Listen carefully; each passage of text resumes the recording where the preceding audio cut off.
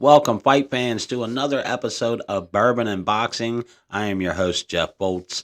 And once again, just a super week for boxing last week. Some mega fights. We'll go over them. I already went over them in a few other videos, so I won't spend a lot of time on them again. I don't want to seem repetitive, like I just keep repeating myself. No big fights this weekend, man. But we did get a showcase Friday night of some nice young prospect talent from the Zone feature of OTX, if I'm correct, is what it's called, Overtime Boxing. It's similar to the Showtime Next Gen. Of course, they make it a little different by telling the stories of the fighters and where they came from and all this other stuff. And they have a weird rule, but we'll get into what I thought about the OTX, and it will be on every Friday. I'll get a little bit more into details on that, and we'll talk about Showtime Next Gen and the some of the talent that was on there, and I will get into a lot of boxing news this week. It seems like we had big news that dropped today with the Whyte versus Joshua fight. Not good news on that. We'll get into that in a little bit. We'll also talk about the Charlo news, and my thoughts on everything that's going on that side with Charlo and Canelo, and what I think really should be happening right now in boxing with those guys staying in their weight division. Just my opinion, but we'll get into that. We'll do what we do, but like I said, this show is called Bourbon and Boxing, and it's not quite a show without bourbon. This week, I'm messing with Redemption bourbon, and I must say this is some of the smoothest bourbon I've ever had. Doesn't cost a lot, probably about $27-30. Not a lot for a bottle, but man, when I say smooth, it's absolutely smooth, and it even says it on there. I read it after I took a shot. I was like, holy shit, that was some smooth stuff. And I don't know if I've drank Redemption before. I feel like I have drank it in the past, or maybe I keep looking at it and passing it up, whatever, you know what I mean? But hey, let's start this show off with a shot, and then we'll get into talking boxing, man. It is Saturday night, pretty late. I'm actually watching some UFC fights right now, kind of trying to get in a little bit more into the MMA side of things, kind of checking it out. I never was really able to get into it in the past, but I also didn't put a lot of time into it. I put so much time into watching boxing that it's kind of hard to, focus on other things for me with a job and kids and everything else. I got to pick one thing, that's part of life. But hey, let's take this shot. Let's get this show started. This is episode 6. I don't really have a name for this episode yet. Maybe by the end of the show, I'll come up with a name. Like I normally do, or before I post it, I'll put a name on there, one or the other. But damn, I almost dipped my microphone in that. But all right, man, let's get this shit started.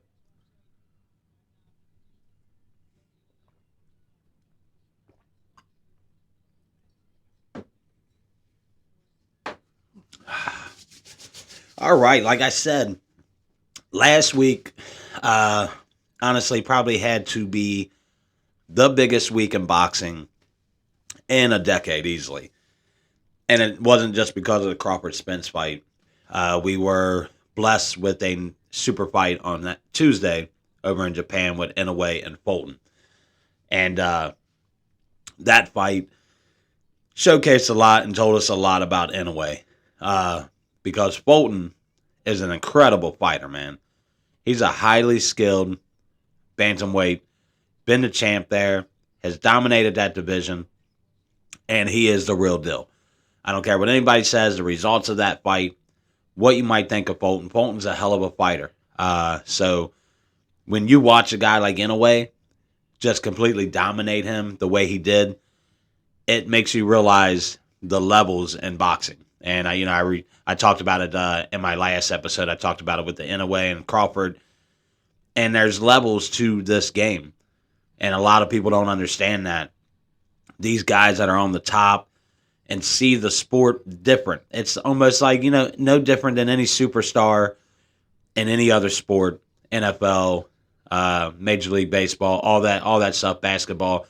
When you have a superstar that just sees the game different, sees things differently. They can point out things. They can see it before it's about to happen. That's a special, special fighter, man. And it's really great to be able to watch that. And then not only to get one of those guys, but we have a handful of talent like that is that next level talent of guys who completely see things different than even us as spectators, coaches, managers. Like when they're in that ring, they are able to just see things. And I remember when I used to fight, man, and get into fights, there was this aura that would come over me. And it was almost like I was aware of everything, but my body would take control and do whatever it needed to do, react, and all that kind of stuff. So, not saying that I'm one of those guys, not at all. You know what I mean? I just street fight, all that kind of stuff, fun stuff. But I get kind of what they're saying because I was that way in basketball. I was really good in basketball, and I could see things before they happen. And I was able to, I was a really good athlete when it came to that. But these guys, man, it's a genius type level. And to where I'd love to get into the mind of one of them. I'd love to sit down with an Inoue. I'd love to sit down with a Crawford and break down what they see when they're in that ring. How they can see a punch coming. How they can know what they're going to do next. And how they're going to counter it. And where they're placing their punches. Like when I said, like when you used to watch Floyd Mayweather, right? The one thing I noticed about Floyd, where he wanted to land a punch, is he didn't just throw punches. He wasn't just throwing a jab to throw a jab. Every punch was calculated. It was thought out. He knew where he wanted to throw it. He knew where he wanted it to land. And he knew what he wanted to do. If it was to throw a punch to fake a guy and then come over the top, he knew what he wanted to do, and he just saw things different. And his punch placement, I guess you could say, the punch placement, to be able to land it exactly where you want every single time. Watching old Floyd fights to where he would put his hand out there where the glove is and kind of move the glove out of the way so he could come through with a straight jab or something. And it was just so impressive to see that kind of ability, composure, and how you can control stuff like that when you're in that type of... Like, fighting is a different type of situation. I know anytime I ever got in a fight, man, I had these butterflies in my stomach. And like I said, my body would take over. My mind would tell me, hey, all right, this is what we're going to do. And... but to control your emotions, your energy, to control every aspect of it and not have that nervous feeling and look completely comfortable with what you're doing is just a different type of athlete, a special type of athlete. Like I said with the Inoue fight, when I broke it down earlier and after Tuesday, I think it was Tuesday night, maybe Wednesday. Well, it happened early Tuesday, so it might have been later on Tuesday when I broke it down. But to watch this guy, to see his speed was impressive because I knew he was fast, but it wasn't just hand fast. His footwork was also really, really fast. And even when Fulton was on the defense, and he was from the second round on, I really truly believe he fought from the second round all the way till he got knocked out around the seventh in a defensive mode, where he couldn't throw a punch. He was just trying to protect himself from the melee that was coming at him, the speed and the technicalness of Inoue. But I was just more impressed with his foot speed, his ability to close the gap, explode inside, land those big punches, get Fulton off of his guard, not allow him to get comfortable, not allowing him to plant his feet to throw those good heavy punches. He just took everything away from him that he could have, no matter what he trained for in training camp. After the first round, I truly believe all that went out the window. And he said, look, man, everything we trained on, none of that shit's going to work in this fight. He attacked him from the first round until he knocked him out in the second round. That's another thing. Inoue's stamina and his foot speed and his stamina to be able to just for 7 rounds attack a guy the way he did, being the more aggressive fighter. And just, I mean, so impressed with how he was doing things. And like I said, it's a different level when you watch these guys because he just moved up to the bantamweight. Sorry, man, I got the reverbs from that damn shit. But anyways, he moved up. Very first fight, he takes on the champ. Of course, he had the name to be able to do that. Moving up, he was able to, with his name, go ahead and take on Fulton. But Fulton didn't shy away. He didn't run away from it. He said, "Yeah, bring it on, man. I'll fight this guy." And I'm sure he kind of regrets it now because, man, that's just a different beast. And I think he saw that. Like, even if he said, "Hey, I want a rematch," I don't think he know. I think he knows that he doesn't even stand a chance at this guy's level. Is just above and beyond. So that makes you think, who's he going to fight in bantamweight? Fulton already pretty much took out most of that competition. And then we saw Inoue just completely dominate Fulton. So what he would do to those other guys would just be a waste of time, right? So does he just grab all those belts in bantamweight and then move on up to the next level and see what he could do with the next guy up? I mean, I don't know what else you do with that type of talent. And after watching that, who's going to want to take that fight with him? Who's going to be the next guy to step up and say, "Yeah, I'll take that Inoue fight"? Of course, the money talks, and that's what's going to draw a lot of people. He's a big draw. People love to watch him.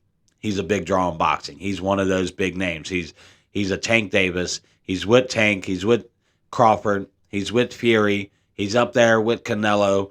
All these guys that can draw the big crowds. Inoue's going to do that. Everybody's going to want to watch this guy fight. He's probably on everybody's radar at this point. Even casuals probably know who Inoue is. But man, just what you saw from him cutting off the ring, if you want to fight backwards, that's fine.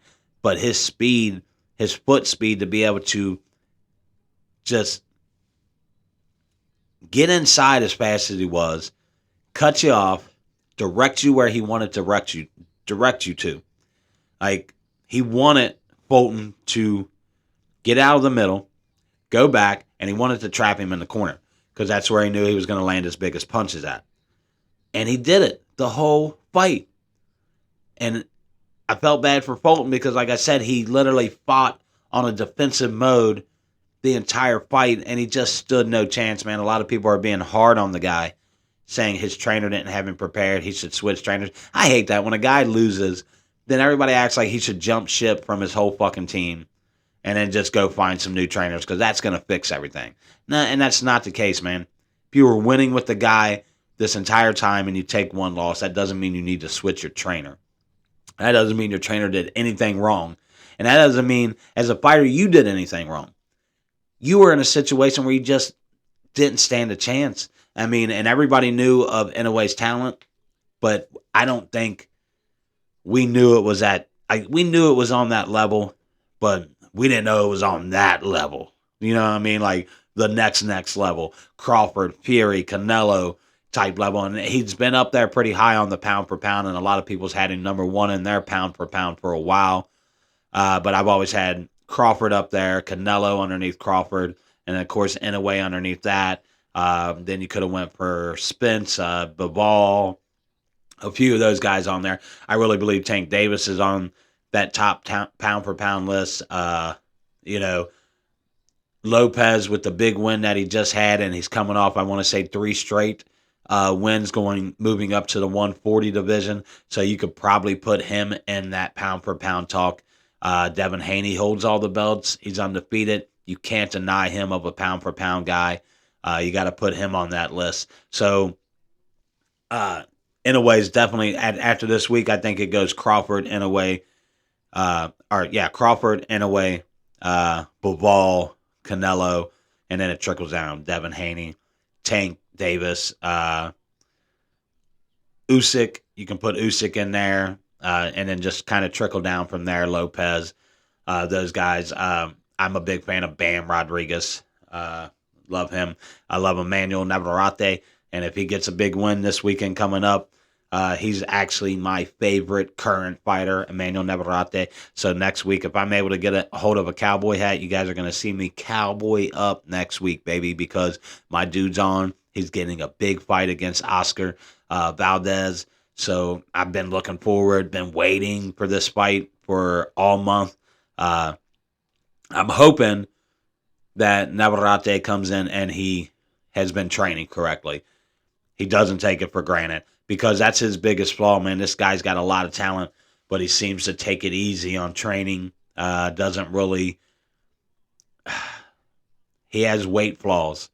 He has an issue with making weight because he just doesn't train as hard as some of the other guys, but his natural talent is right up there. So if the guy actually put that 100% time into the gym, I mean, he's untouchable right now, in my opinion. He's hard. He's a hard guy to beat. He's weird because he's tall, but he's not tall. His length, his arm length, I think, is what really makes him a little bit different because he's not much taller than the other guys in his division, but his reach is really, really nice. He's got like that Patrick Ewing reach. You know how Patrick Ewing had them super long fucking arms and it almost didn't match up with his body. That's what Navarrete reminds me of, as a guy who has them super long arms and that length. And his ability, man, he's just a special fighter overall. But look at me just getting off track talking about my favorite guy right now. Sounding like a fanboy. I apologize, guys. But let's get back on, what we saw with Inoue. And then let's go over to what we saw in the Crawford and Spence fight. I picked Crawford. Teddy Atlas, he's been a huge Crawford fan. I listen to Teddy on a regular, religiously. Teddy and Ken on the fight with Teddy. Check that out on YouTube.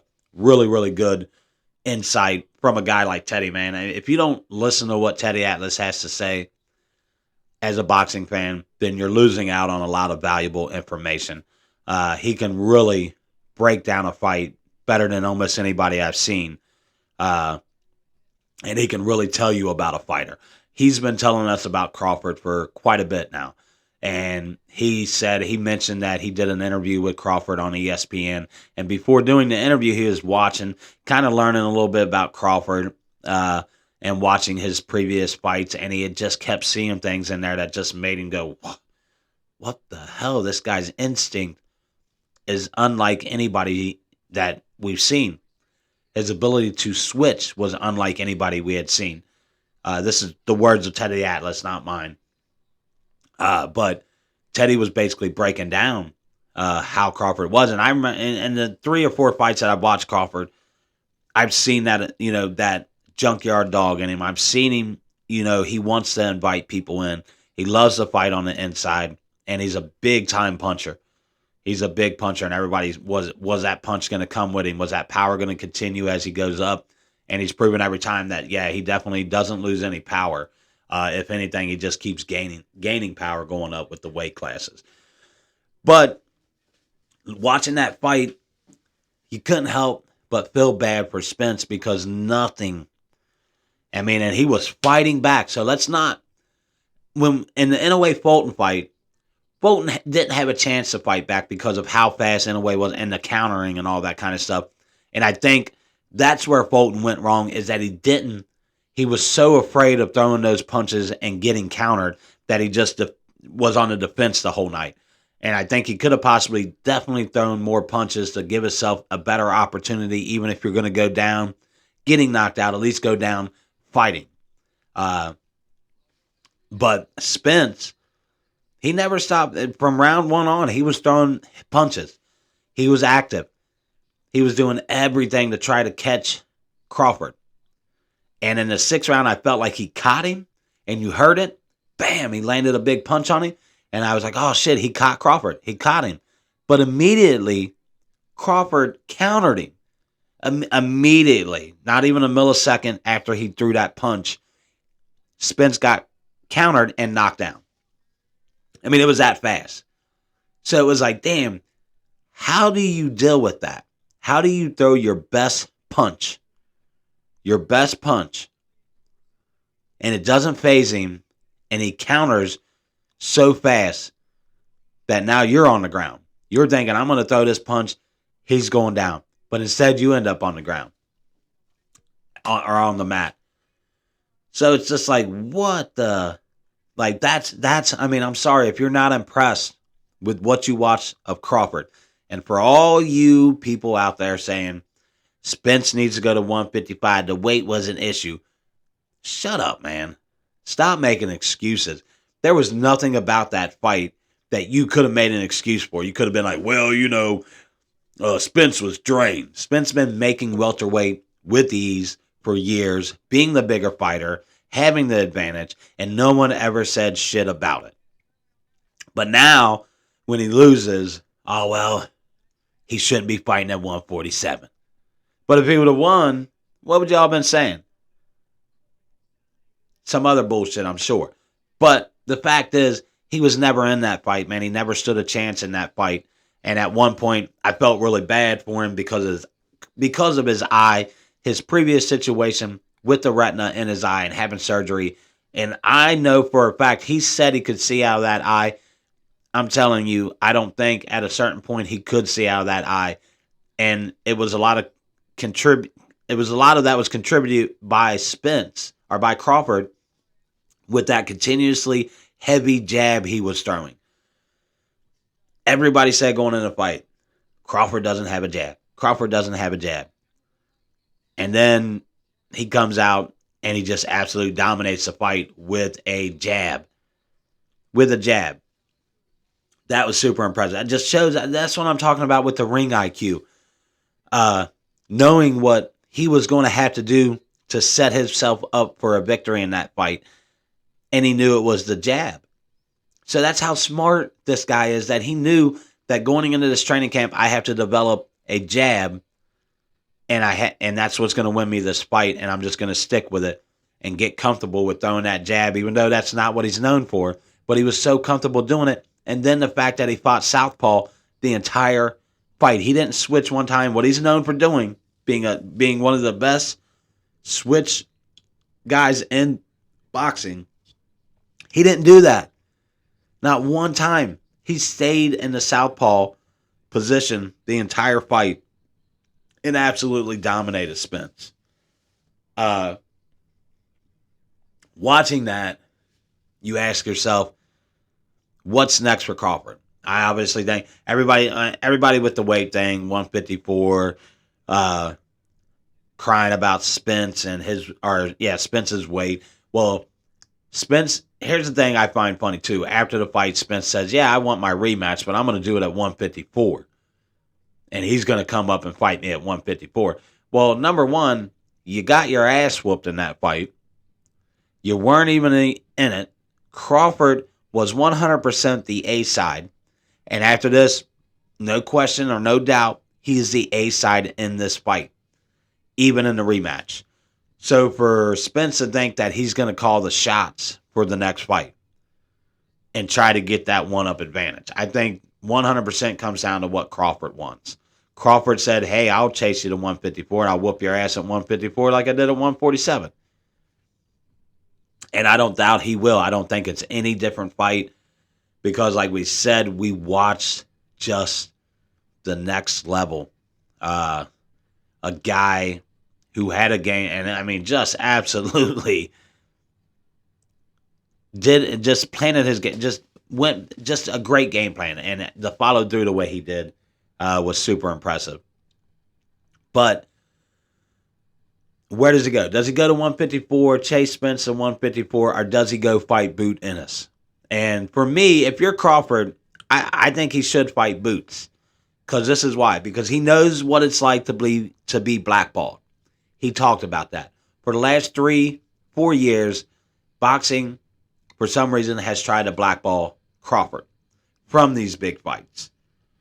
And he's lost 3 years of that. That's 2 fights a year at least. That's 6 fights that he lost. That he could have possibly have fought in 6 more fights. But now he's 35 years old. So a lot of people think, well, he doesn't have a lot of time. I think he's got more time than what people realize. I think he's got a good 3-4 years left in him, maybe 5 years. Especially if he's really only fighting once or twice a year. I think he's got a good 5 years in him. And he doesn't have a lot of wear and tear on him because he hasn't taken a lot of beatings. and he hasn't been in those type of fights where it's been knockout, drag out fights. And so he doesn't have a lot of wear and tear on his body. He's been fighting pretty much once a year on the average. So it's not like he's wore down. His body's wore down. I think he's got plenty of time to stay on top of boxing and be that guy for a while. Do I think he should move above 154? No. But I did hear from Ak and Barack. I think it might have been Barack. Or is it Ak? I think it was Ak who said it, actually. No, Barack said it. Sorry, I get these fucking guys' names mixed up. Sorry, Barack and Ak, I apologize. But it was Barack who said it, which is a great ideal, actually, that Spence should skip the 154 and go straight to 160 where there's no big-time guys there. And he can pretty much dominate that division. And because if he moves to 154, who you fighting? Your best friend Charlo? I mean, yeah, of course we know that you're going to want the rematch with Crawford, so that's who your first initial fight's going to be. I don't think Spence could beat Tim Tszyu. I really don't. I think Tszyu is a really good power puncher and would knock Spence out. Do I think he could beat Charlo? I don't know, but I don't think he'll ever fight Charlo. Charlo said, hey, if the money's right, I'll fight anybody. But I don't think Spence, he's kind of made it clear that he would never fight any of the Charlo boys because, they're too good of friends. So I get that aspect of it. So who you going for in the 154? I think he could jump up. I agree with Barack. He could jump up to 160 and kind of dominate that division. It's in between the 154 and 168 with Canelo and Charlo and all these guys. And there's no real big names at 160 right now. And he could go up and, the weight would be good for him and all that. But at 154, I mean, like I said, I think Crawford should fight Boots because where he's been blackballed, that he should definitely give Boots that opportunity because how else is he going to get it? Who else is Boots going to fight? What's left for Boots Ennis in the welterweight division if he can't fight Crawford for the belts because he's already proven in his last fight that he's definitely ready for that level of competition. Now, do I think he can beat Crawford? No, I do not think he can beat Crawford. I think Crawford will display similar to what he displayed with Spence, just utter dominance and show that he is a pound-for-pound number one fighter. But I think Boots deserves the fight. 100% deserves it. He's done what he's been asked. He's fought his mandatory. He's been the number one guy for a while now. And then as Spence moves up, there's no doubt about it that he's the mandatory for Crawford. So I think if you're Crawford and you don't relinquish those titles and move up to 154, you have no choice but to fight Boots Ennis. And I think it's a good fight. I think it's a money fight. I think it will draw ticket sales. It'll draw pay-per-view sales. It could be a pay-per-view fight. If I'm correct, they're both on Showtime working with Al Heyman at the moment. And they could get that fight done, in my opinion. And I think Boots definitely deserves it. So don't blackball that guy the way you were blackballed, bud, and give this guy an opportunity. Even though I think you're gonna give this young guy a lesson in boxing, but still he deserves that opportunity to see if he can stand toe to toe with you. And I like Boots a lot, so for sure he deserves that opportunity. If not, I mean, you got Stayonis there that he could fight, and they're both with Showtime, so that fight should have already been made, in my opinion. That's a fight, in all honesty. We know Crawford's going to fight Spence next again for a rematch, so I think you make that Boots and Stayonis fight happen, and then you can eliminate. It's an elimination fight, obviously, so it's an eliminator fight. If you fight those two guys, and one's going to eliminate the other. They're both top 10 according to the rankings and the welterweight and all that, and both the Ring Magazine and the other rankings. So that's a good fight overall, especially for boxing fans. Now, the casuals may not show up for it. It's probably not a pay-per-view fight, but us big boxing fans are going to love that fight, and we've been waiting for it. So basically what I'm saying is that if Crawford does move up to 154 to take that rematch clause against Spence, then you have that time to set up a fight with Boots Ennis and Stannis. And even if it's not into this year and you drag it out to next year, because we know the Boots and Crawford fight isn't going to happen this year. We know that. And we know that if Crawford does fight in December, he's not going to fight anytime soon in the new year, and probably till April, May, June, July, later into the year. So you're going to have a lot of time off if you're just waiting for that fight. And then you're going to get ring rust. So I say take, or not even take, it should be made. The Eliminator fight should be made. We want to say Boots is the number one. You can argue that Stannis definitely deserves that shot too. He's kind of gotten screwed over with the situation with Virgil Ortiz and his health, and that fight falling through over 3 different times. That fight didn't come through.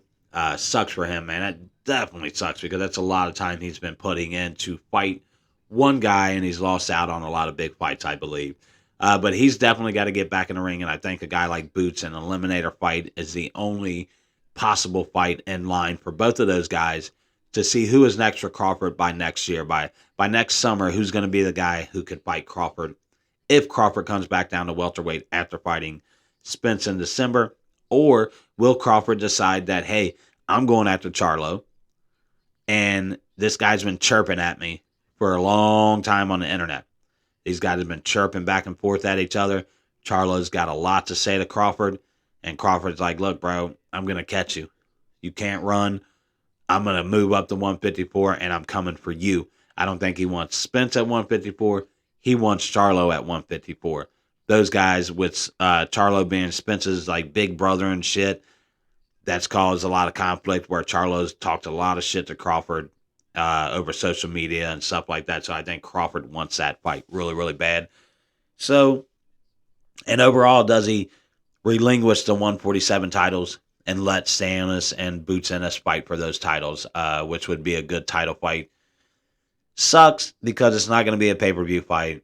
They're not two guys that are going to draw in the casuals into the sport. Like I said, for us true boxing fans, it's going to be the fight we want to see. No doubt about it. We want to see that fight. So we would be excited for it. You know, just like the Emmanuel Navarrete and Virgil Ortiz fight. You know, we're excited. Not Virgil Ortiz. God damn it, dude. Said the wrong damn guy. But Oscar Valdez. That fight. The casuals don't really know much about these guys, but us big boxing fans, we know about these guys and what kind of fight that's going to be for us. And going to be exciting. But Boots and Stannis doesn't have the name of a Crawford or a Spence or the big guys out there in a way, and all them guys to be able to draw those casuals into that fight. I do know it will be a great fight, but it's not going to be a pay-per-view fight, in my opinion. So basically that was me hitting onto those fights, talking about what I think should be next for Crawford, what should be next for... I mean, I really don't know what's next for Inoue. I guess you move up a weight class in 126, and you try to take the belts there. I keep hearing people say Tank and him. Dude, that's a huge gap. He's at 122 right now. So you want him to move up 3 weight divisions to fight a guy like Tank. That sounds stupid, guys. I think everybody's stretching on that, and it'd be years and years before we would actually see that fight. I think he's just going to stay at 122 bantamweight. He's going to dominate that division to the point to where he has no choice but to move up for a new challenge. But it's like Teddy Atlas says, you can only move up so much. You're only meant to be a certain size. And you can only move up so much before it catches up to you. I think the same thing for Crawford. I think he started at lightweight. Then he was like super lightweight or super welterweight or welterweight, and then light welterweight, and then moved up to welterweight. If he moves up to 154, that will be his 4th division that he's moved up to. And I think that will be the max on Crawford, 154. Just like I think Inoue kind of maxes out at 130. I don't really see him getting any bigger than 130. That would put it like 7 different weight classes if he makes it to 130. So to think that he could do 8 different weight classes and move all the way up to 135 is kind of a stretch and a lot to ask for a guy, and it may put him out of his range and give a guy like Tank the advantage of him coming up, because Tank's not going to have to move up much Tank can consistently fight at 135 for a while, I think. And he can move up 140, all that kind of stuff.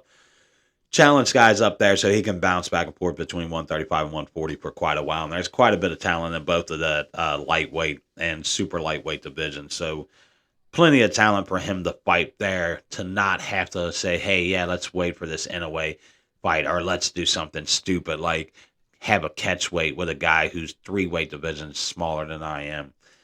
Just think that's a stretch, guys. I don't agree with that fight. Maybe 4 or 5 years down the road, and then, like I said, at that point, it may be 4 or 5 years too late for that fight, and may not just have the backing to it as it would now. But like I said, it's just ridiculous to think that Inoue's going to move up from 122 to 135 to fight a Tank Davis. That's 3 different weight classes for him, and that's just stupid. That's not going to happen. But let's get into some boxing news. Let's take another shot as we are midway through the show today. I don't expect for it to be that long. Of course, every time I say that, then I upload it and it's an hour-long episode because I decided to talk more than what I thought I was going to. But, when it comes to boxing, I love to talk boxing, man.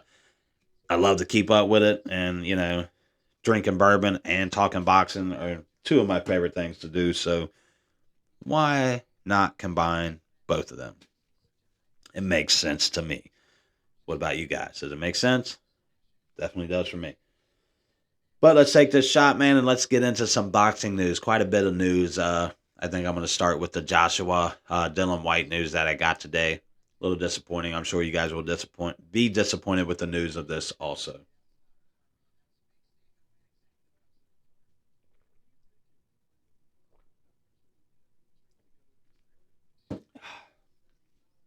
Man, super impressed with how smooth this stuff is.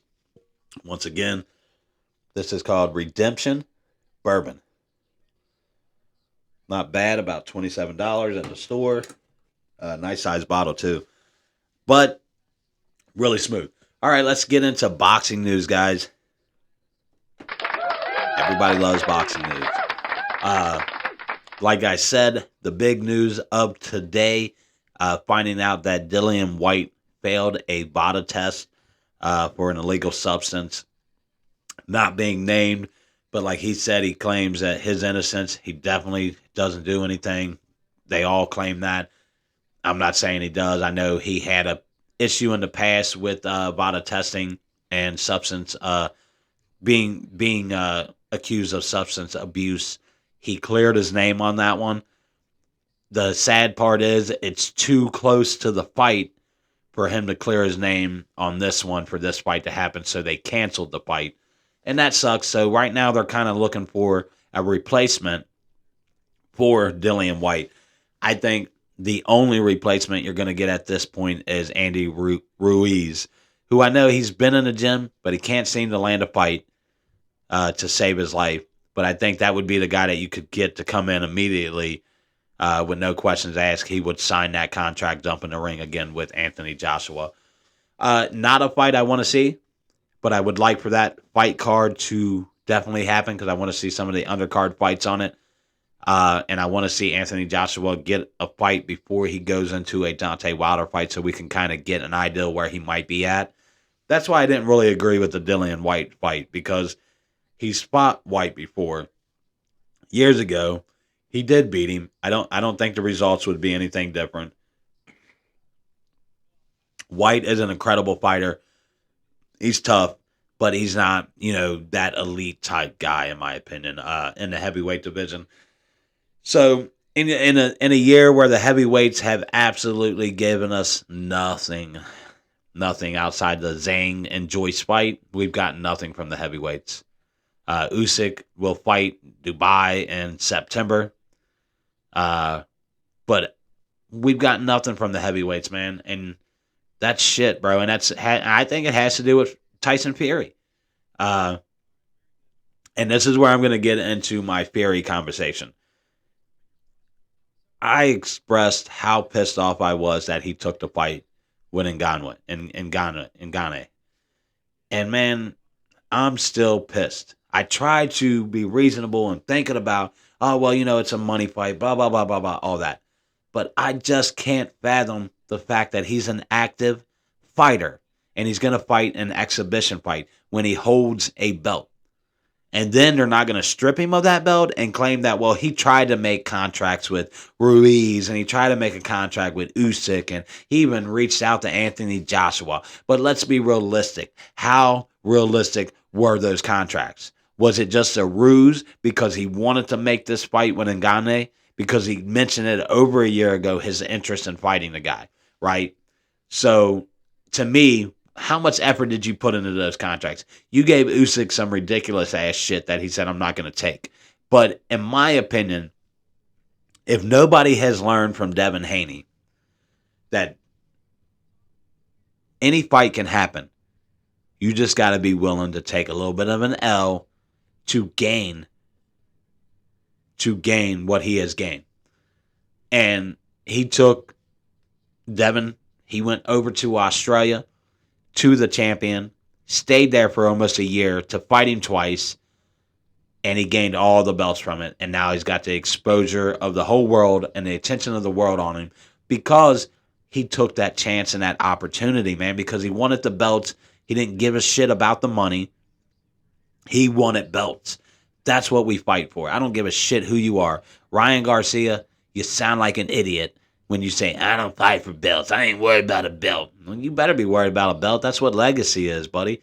And if you can't hold a belt or be the best in holding the belts, then you're not going to be remembered in history, in boxing history at all. I can tell you that right now. Nobody's going to remember Ryan Garcia, the non-ever belt holder, whatever, shit like that. But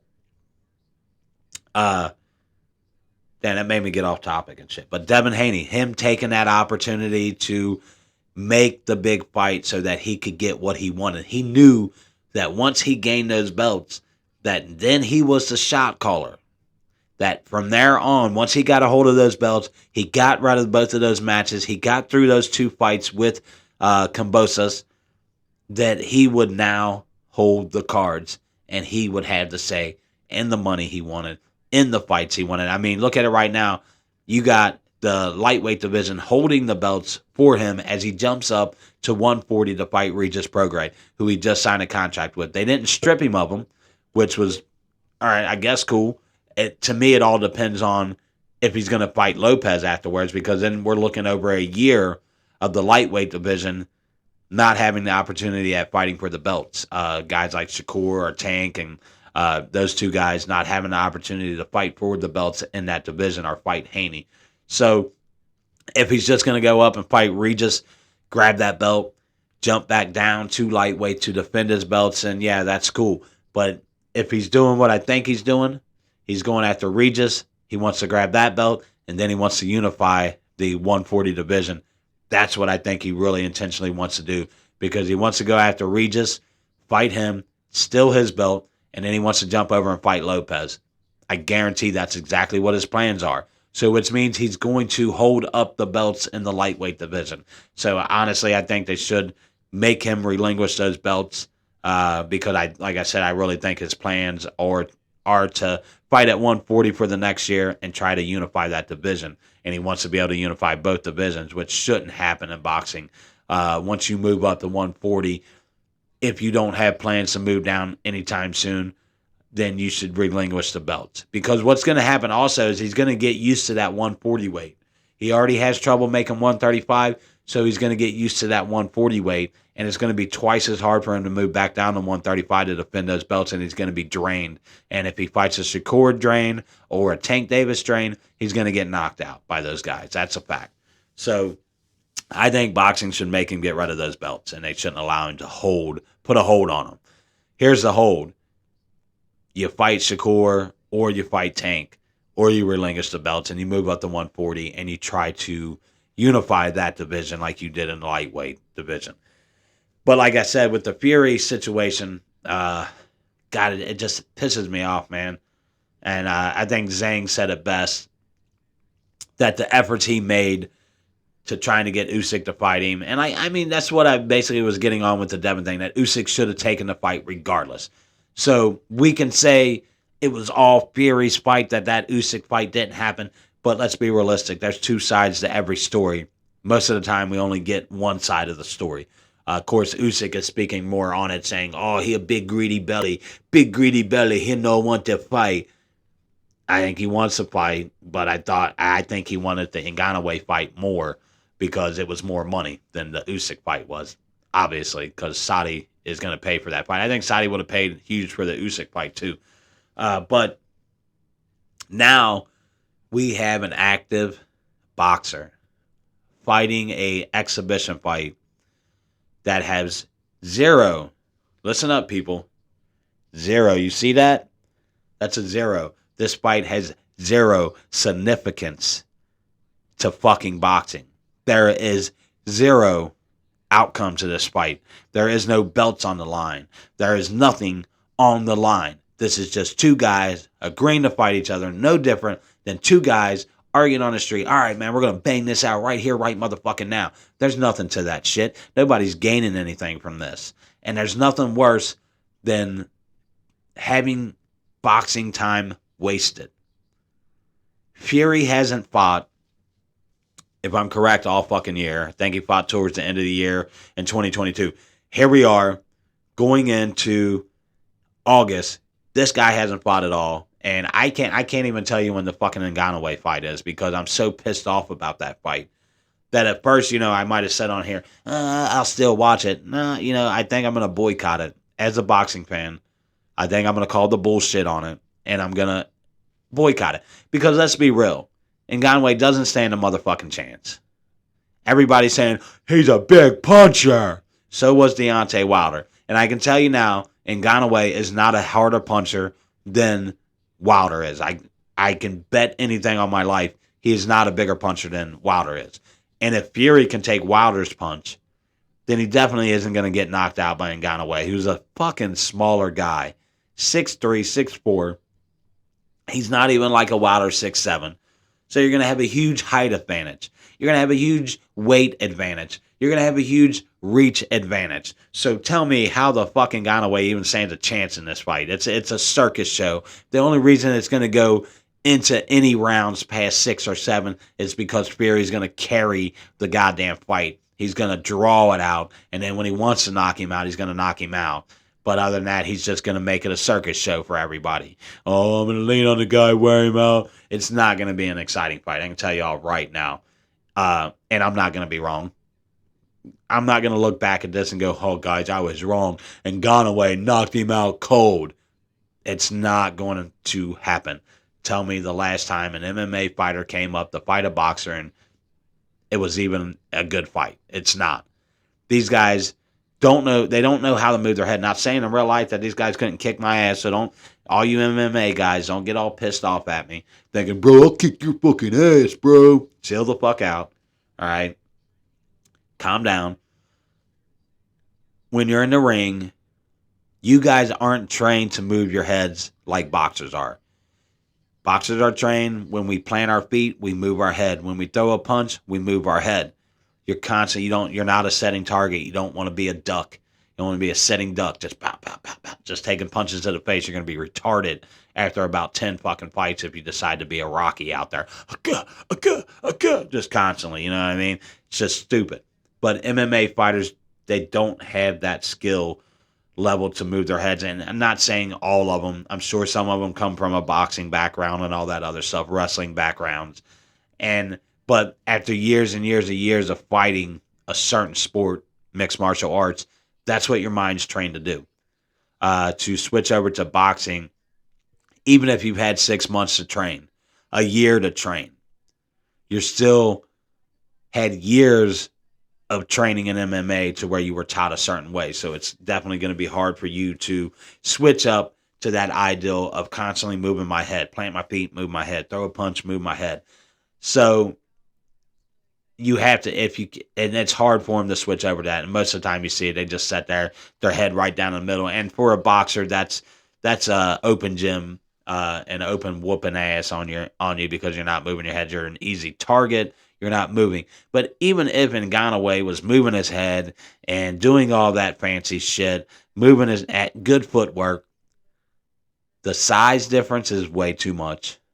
And of course, Fury's going to use his weight to his advantage, and he's going to lean on the guy, and if you're in Ganaway, you're not used to that, man. You don't know what's coming with that weight thing.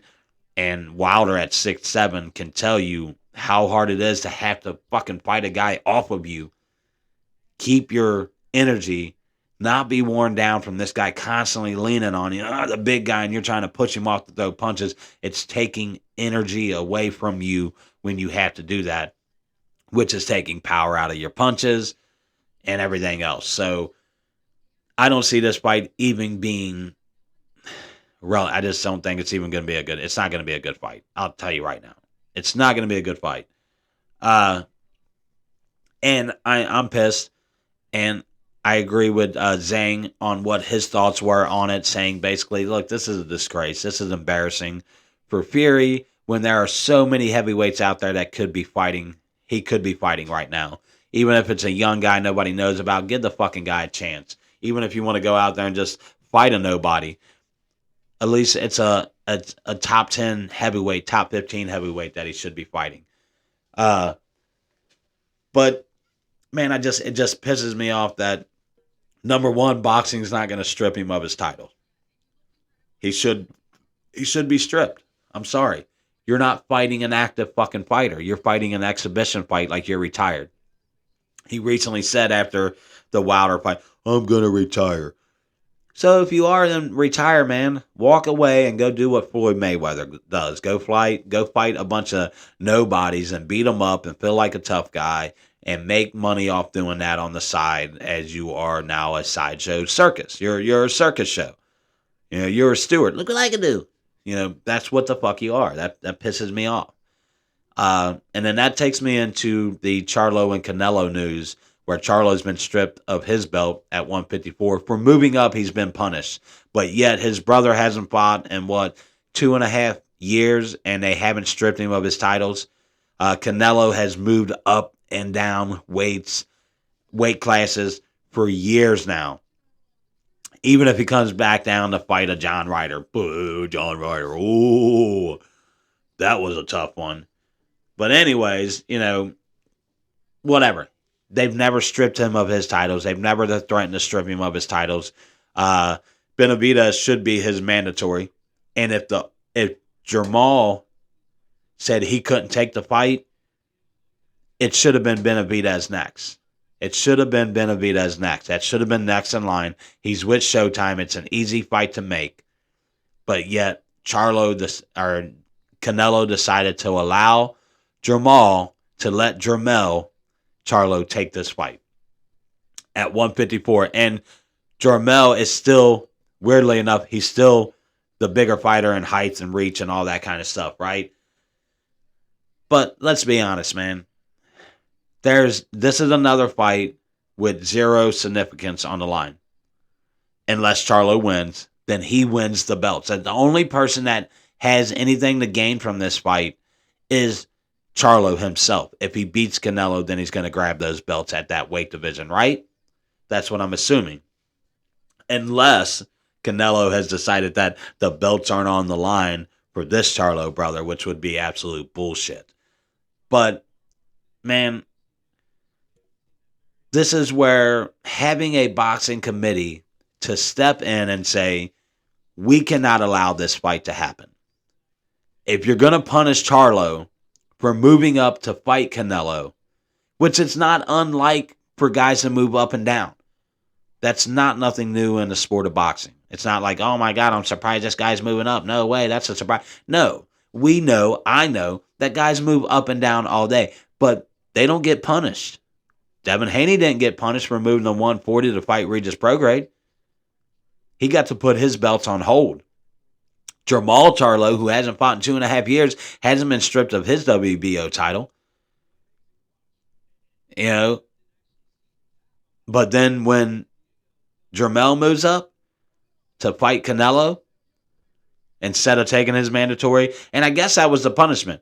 Yes, he should not have been able to move up to fight Canelo, but that's on boxing, dude. That is not on him. That is on boxing, because what guy, if Tim Tszyu, if they would have came to Tszyu and they would have said, hey, you want to fight Canelo? Tszyu would have fought Canelo over Charlo. I can guarantee that because it's a bigger money fight. It's a bigger name fight for both of those guys. So you can't fault them wanting to go fight Canelo because he is the money fight, dude. He is the big fucking fight. If you beat this guy, you're beating one of the best to ever do it.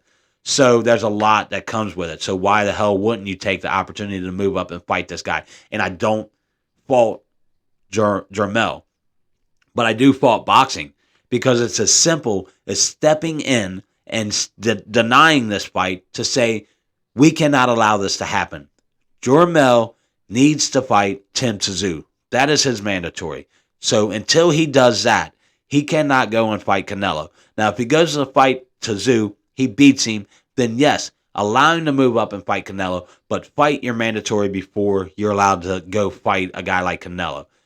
And like I said, you can't fault the Charlo brother for saying, yeah, I'll take this fight. But you can't fault boxing for not having a fucking committee to make sure this happens. And instead they decide to punish him. And you're not punishing other guys. So you're not, it's so lopsided in boxing. It's, like I said, it's the wild, wild west. You can make whatever fucking rules you want. You can say, oh, well, Canelo can jump up and down all day and keep his titles. Devin Haney can jump up and down all day and keep his titles. But Charlo, the older Charlo brother, he can be inactive all day and keep his fucking belt. 2.5 years of God knows what the hell's going on with this fucking guy. He has no signs of fighting any fucking time soon. And when the biggest fight of his life came up, he turned it down. So what the hell does that tell you about the guy's mental fucking state, dude? It's not just some family bullshit going on with him. There's some other shit going on. He's not fucking injured. So take the fucking belt until the guy wants to get in there and actually fight. Until he's ready to come back, you need to take his belt. But to strip his brother for moving up and punishing him for moving up is ridiculous on boxing's part. It's just, what message are you sending? That some guys can do whatever the fuck they want and then we're going to punish other guys for doing the exact same thing. It's just, that's where a committee, that's where reform comes in to be able to help those type of things out, to where you could have denied that fight right off the bat. And in my opinion, I don't give a shit what anybody tells me, man. Canelo is ducking Benavidez. You can say he fights for belts, he fights champions. That's what dude was trying to tell me online. I said, yeah, really? What belt is he fucking fighting for against Charlo? What champ is he fighting? Like, he's not gonna get Charlo's belts. So it's not like Charlo was moving up and bringing his belts, and if you beat Charlo, you're going to get his belts at 154 too. No, that wasn't the fucking case. There is no, if Canelo wins, what does he win? Oh, he won the fight, but he doesn't win a belt. There's no true gain to this fight. There's no true meaning to this fight being a relevant, significant fight for boxing. There's nothing backing it to be significant. The only person who can gain from this is Charlo, the Charlo brother. He's the only one that can gain from this. Canelo has nothing to gain from it. If he takes a loss, it looks bad on him, so I guess he's taking a risk. But fuck, you're not taking a risk. You're going up against the smaller weighted guy. You're not taking the fight against Benavidez, and everybody's like, well, Benavidez is not the mandatory yet. He will be in 2024 coming up. I don't give a shit when he is the mandatory. He's the next in line. If Jermall said no, it should have automatically went to Benavidez to say, hey, here's your chance. Charlo doesn't want it. So you're next in line. Canelo doesn't want that. He didn't want those problems. And not saying he would duck Benavidez. That's not who he is as a fighter. He's going to fight anybody. But if he had to choose what he thought was the easier fight, he's going to take the Charlo brother at 154 or the other Charlo brother instead of taking the Benavidez fight. And in my opinion, now, you got Benavidez in lingo, not knowing what he's going to do. And that's where I think boxing, once again, with a committee, could make the Benavidez versus Demetrius Andrade fight happen. Or they could make the Benavidez versus David Morale fight happen. This is where you got to step in and say, all right, We know it's easy to say, I want to set out for a year and wait for this Canelo fight because I think it is going to happen with Benavidez by next year. By next May, he may get that opportunity. He's young enough to where he could set out a year.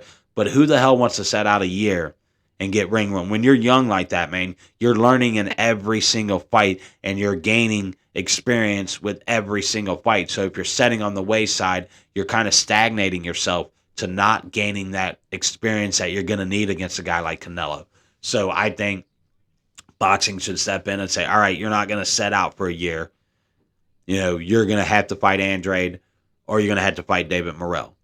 I would love to see the David Morrell fight, but at the same time, I'm worried about, like, I can see the risk for David Benavidez in that fight. What might happen if he decides to take that fight? Because if he loses, then he possibly loses the Canelo fight also. And I'm sure he doesn't want to risk that. That's why I think maybe a Demetrius Andrade might be the better route for him. I think he could beat Andrade, less of a risk fight. He could fight him and then set out and wait for the Canelo fight, in my opinion. But basically, guys, man, like I said, this week was a lot of showcase of younger guys. We didn't have any big fights at all this week. We had the young prospects on the OTX on the zone that will happen every Friday throughout August. Young prospects. There wasn't any big fight on there or any prospect that kind of stood out to me. Same thing with Showbox. I didn't really get to watch much of those, but nobody really stood out to me. But the young guys got an opportunity to take that big stage this week, so we'll give them a shout out on them being able to take the big fight. And I'm going to go ahead and wrap this episode up, man, episode 5. Once again, welcome everybody. Thank you for watching my show, Bourbon and Boxing. Taking the opportunity and taking your time to listen to what I have to say. Once again, I'm not an expert. I'm just a guy that does this for a hobby. So thanks for joining me. And you guys have yourself a great night, man. And I'm going to continue to drink some bourbon and boxing and hang out with my beautiful woman. All right. Thanks, you guys.